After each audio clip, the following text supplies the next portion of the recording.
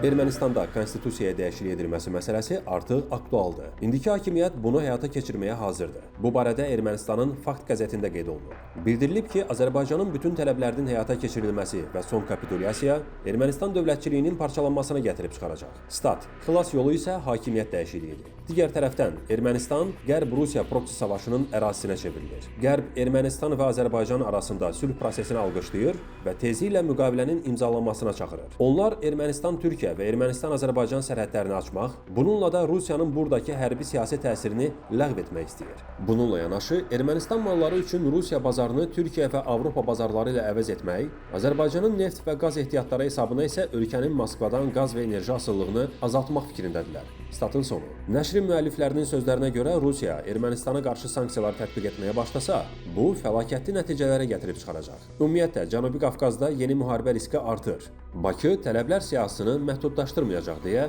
mənbədə vurğulanır.